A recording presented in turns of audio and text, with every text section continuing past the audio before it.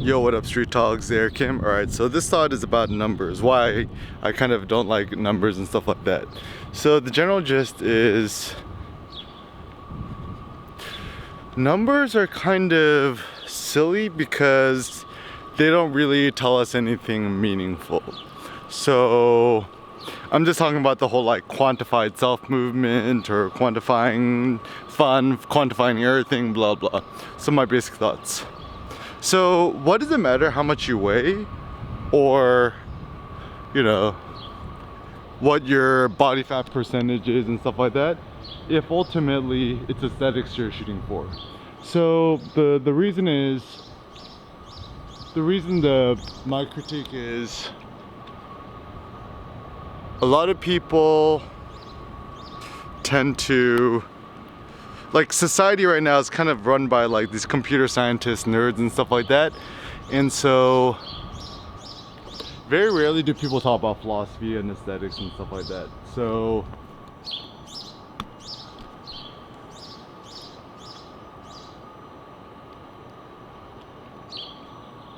essentially, this is kind of like modernization as well, insofar much as basic notions are one man's value is the worth of his numbers.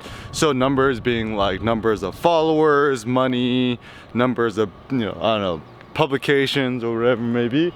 But the problem is none of these actually really matter. Like, even if you think about it, some of the greatest men of history of the greatest worth, it seemed like the greatest worth they had was even like one or two sentiments which were interesting. And even I look at the work of Heraclitus, which I consider one of the greatest philosophers of all time. Most of his, sayings have not existed, and most of them are just kind of fragments. And it's just kind of interesting because what has survived is generally, a few deep ideas. And I feel like that's kind of all we really need. So even if I think about like my personal innovations, like, things I've said like, buy books, not gear. When in doubt, be generous, blah, blah. And so it seems that like my purpose in my life is I want to devote myself to just figure out a few good and great sentiments and not to have to quantify things. I mean, certain things which are useful in terms of like quantifying, which is interesting, is like, trying to increase my 1 rep max for my deadlift, but it's not really my numbers. It's more of just like, I want to continue to lift something heavier and more difficult, so therefore having the numbers is useful. But certainly at the end of the day, ain't nobody care about like how many push-ups you could do and how much weight you could lift, because there's always going to be someone stronger than you, aka Eddie Hall, who could deadlift 500 kilos. So what's a more noble goal for us? I think a more noble goal for us, rather than like thinking about numbers and quantifying ourselves, is essentially like having more faith in biology, in our body, in our human physiology, to put more faith in maybe artwork. Because certainly with artwork,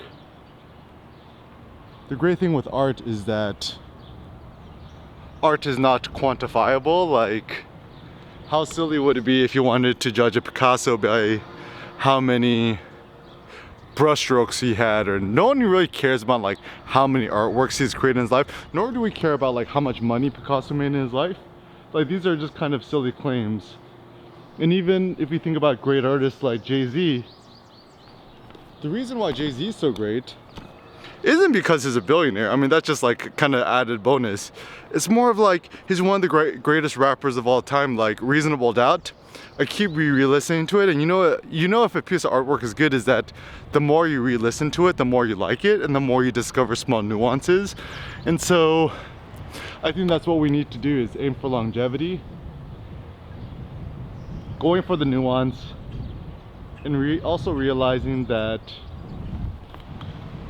in your lifetime you might not be understood, but like, it doesn't even matter whether you're understood or not. It's more interesting to free flow your ideas, your thoughts, your mind, your soul, your spirit, whatever you want to call it, and to essentially aim to be great. So there's a nice saying from Jay-Z, is like, why be good, be great? Or like, the idea is that like, better to die enormous than lie dormant. So even now in COVID times, I don't know, everyone's just being dormant in a house and being all scared and, you know, getting like, how's it going? Everyone's all scared about like just, you know, going out and living and stuff like that. But certainly life to live is far more interesting. You know, like the whole saying, can I live?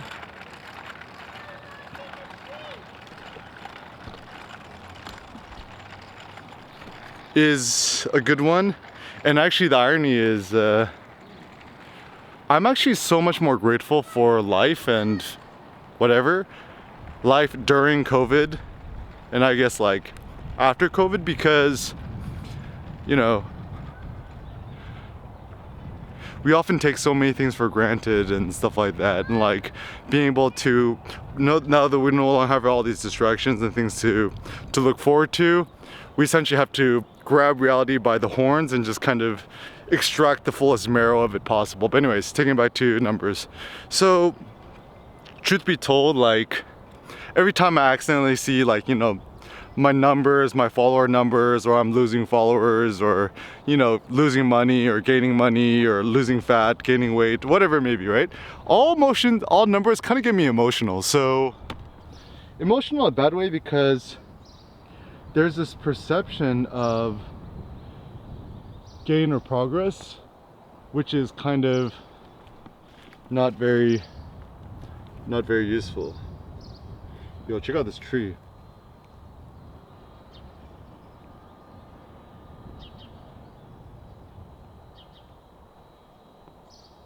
Isn't this like the best tree of all time? So yeah, certainly if we look at Mother Nature, I think Mother Nature is one of the best things for us to study. If you look at Mother Nature, ain't nobody like, yo, look how rich this tree is. It's got like 10 trillion branches and it is, you know, produced 10 million fruits. So to quantify numbers is always going to be kind of a sucker's game in one regard or not. But what's just important for us to worry about creating beautiful artworks that is personally meaningful to us, and things that we personally think are going to last. And obviously it's not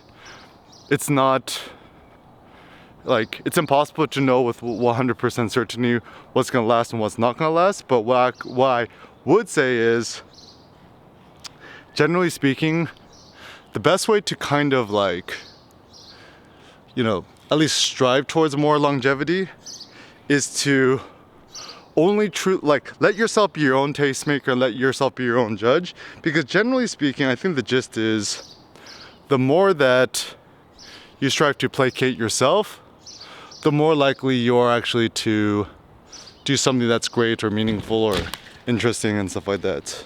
So yeah, like anything that's generally of interest to you is more likely going to last, because and this is what I think about great art, is that great art will never be understood by the masses.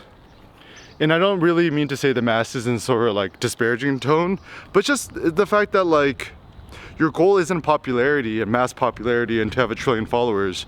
Your goal is to create great artworks where a select number of individuals who have similar aesthetics and, you know, loftiness of soul or mind, whatever, could appreciate and continue to endure your legacy. And this is actually the funny thing too, is that like who generally lasts, essentially it's like whoever the historians or other artists say is quote unquote worthy.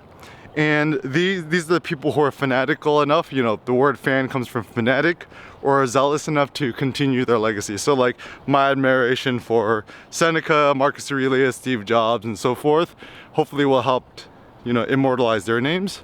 So yeah, just know that life is short. Yo, check out that thing. And let us just think more about longevity. Let's not worry about numbers. And yeah, demetricate yourself.